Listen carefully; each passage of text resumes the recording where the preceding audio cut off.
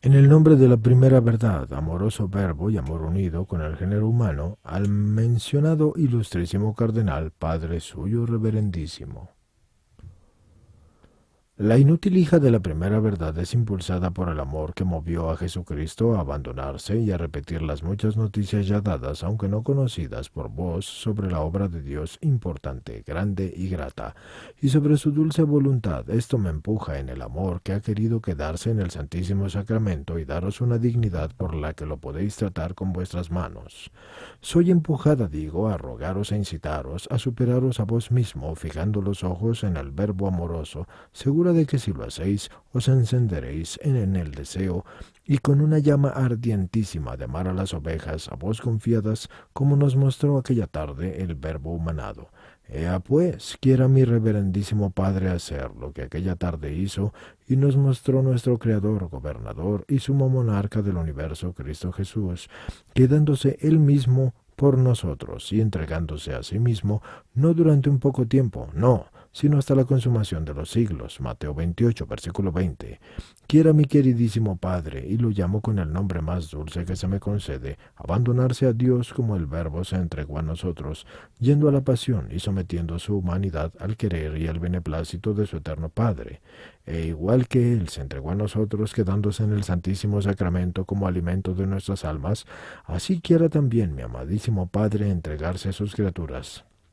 ¿Y cómo se entregará totalmente a Dios? Se entregará, digo, cuando quiera conocer su dulce voluntad, aunque recibirá luz de un instrumento vil reflejándose en la luz indeficiente, hasta el punto que podrá decir, in lumine tuo vivendimus lumen. A tu luz beberemos la luz. Salmo 36, versículo 10. Y no podrá evitar quedar iluminado en esa luz. Lo veo abandonarse a Dios y comprender su voluntad, y lo veo poner en ejecución la obra en pleno y sereno querer. Luego lo dirá también a las criaturas, como hizo aquella tarde la dulce verdad, y no pudiendo, como la verdad, darse en alimento,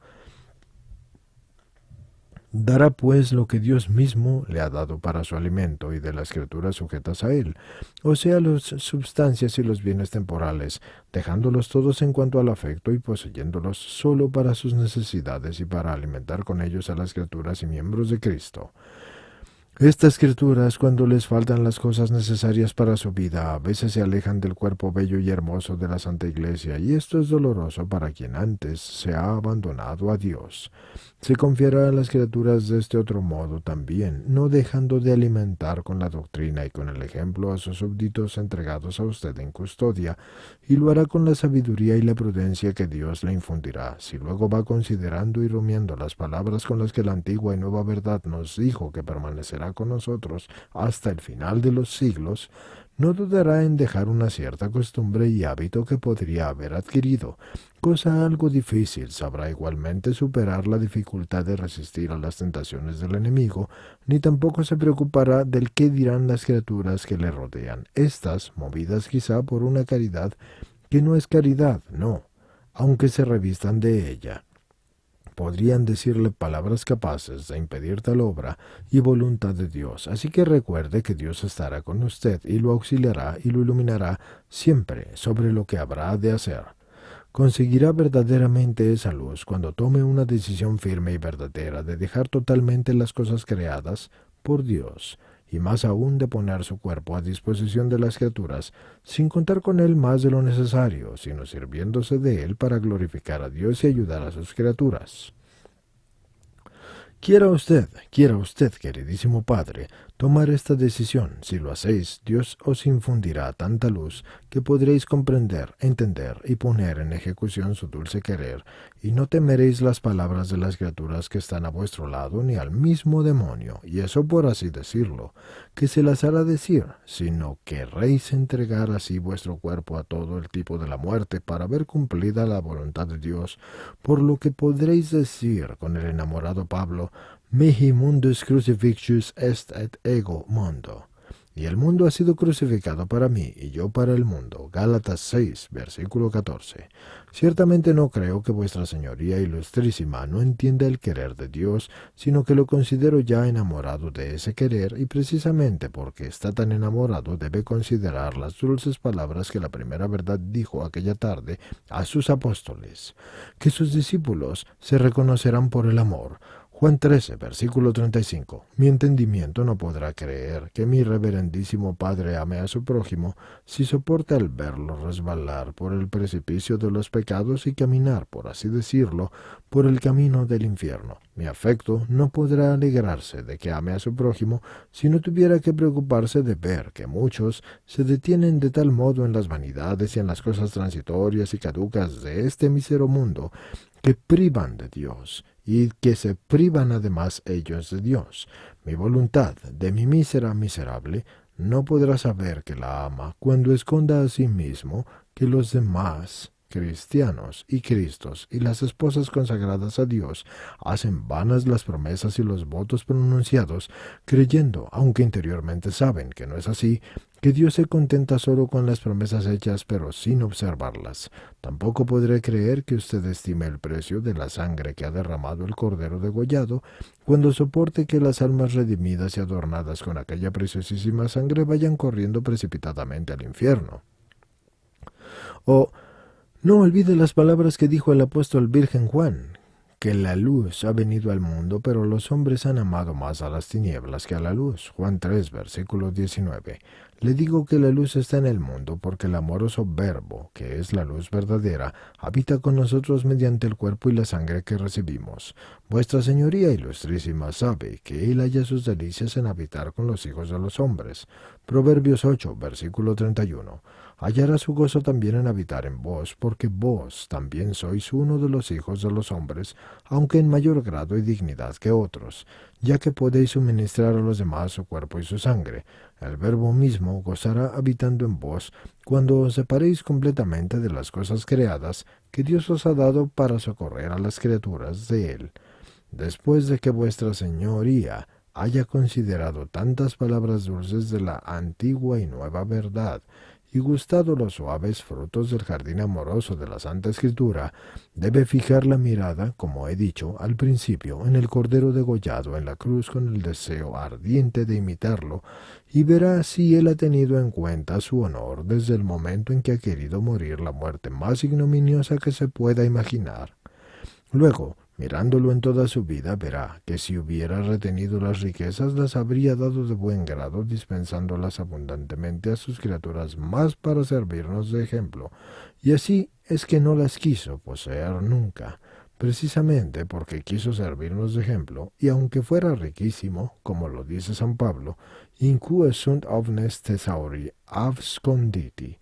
y en el cual se esconden todos los tesoros, Colosenses 2, versículo 3, en cambio dio toda su preciosísima sangre derramándola por todos sus miembros, para purificar nuestras almas, queriendo además que los miembros le fueran separados del cuerpo, para reunir consigo la verdadera cabeza, nuestra, a nosotros, sus criaturas. Sus miembros queridos, y esto os servirá de acicate continuo para apartar de vos a imitación suya todo el amor propio, privándose de los bienes que Dios os ha dado para socorrer las necesidades y carencias de las criaturas sujetas a vos, no reparando en su propio honor, para ayudar a reunir a los miembros que se han alejado del verdadero jefe que es Cristo crucificado, y en especial los consagrados y las consagradas a Él. Si continúa mirando al amoroso Verbo, verá que enamorado de su criatura, éste se encarnó tomando nuestra humanidad, en la cual nos dio toda su preciosísima sangre con tanto fuego de amor, que aceptó padecer la muerte ignominiosa de la cruz, donde con 7 palabras dio cumplimiento a la redención y mostró la grandeza de su amor. Y vos, con los 7 sacramentos, tenéis que incitar a las criaturas a amar a Dios y dar cumplimiento a la renovación de la vida observante de los religiosos según la voluntad de Dios. El Verbo, diciendo Sirio, tengo sed, Juan 19, versículo 28, mostró tener sed de nuestras almas, y también vos con el sacramento de su cuerpo y sangre, del que tenéis las llaves con tanta abundancia, tenéis que mostrar la sed que hemos de tener de Dios, ¿Qué puede saciar y quitar la sed de un alma más que el Santísimo Sacramento? Con el sacramento tenéis que quitar a vuestros súbditos la sed de las cosas transitorias de aquí abajo, mostrándoles la preciosidad del cuerpo y la sangre de Jesucristo, y procurando que las almas vivan de tal modo que podáis estar tranquilos de que no lo reciben indignamente como puede ser que alguno lo haga. O quiera usted conocer la virtud y el precio de esta sangre y darla a conocer a otros. Si la sangre de un animal tuvo tanta fuerza que hizo decir a Jacob cuando vio el vestido de José manchado de sangre, que no recobraría la alegría hasta que no viera a su hijo, cuánta mayor fuerza entonces debe tener en ustedes la sangre del Verbo humanado, que procede de la esencia misma de Dios, y hacer que no tengáis descanso hasta que no veáis reunidos y renovados los miembros más queridos de vuestro jefe, Cristo, especialmente aquellos que se os han entregado en especial custodia. No os dejéis vencer por un simple animal, como lo es el pelícano, que con el pico se abre el pecho y alimenta con su sangre a sus polluelos. No, no, y no os invito a dar vuestra sangre, sino a dar a conocer el precio de la sangre del cordero degollado, y hacer que no sea despreciada. No os quedéis en las palabras de una criatura de tan poca importancia, sino en la ejecución de la importante obra de Dios y en su dulce querer. Ahora quiero concluir con mi reverendísimo Padre, recomendándole que considere, por favor, lo que movió a Dios a recrearnos. Considérelo, la grandeza que ha dado a todas las criaturas que puedan ser capaces de su visión,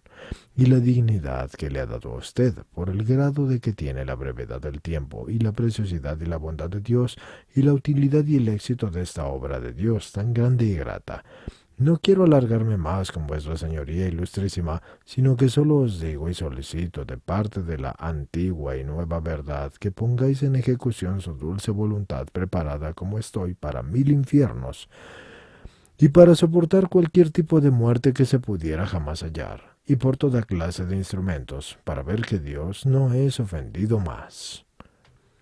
Oh, no repare usted ni en los bienes, ni en la honra, ni en el cuerpo, ni en la vida, para cumplir la dulce voluntad de Dios. Como hija inútil vuestra, os pido la santa bendición. Jesús, Jesús, Jesús. Desde nuestro monasterio de Santa María de los Ángeles, junto a San Frediano, a 4 de diciembre de 1586, la humilde sierva del Verbo humanado, Sor María Magdalena de Pazzi.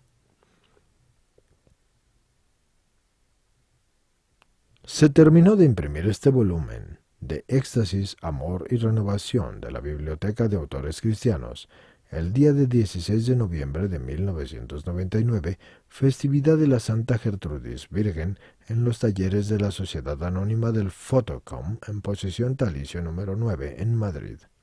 Laux Deo, Virginite Matri. Señores, está de más decírselos,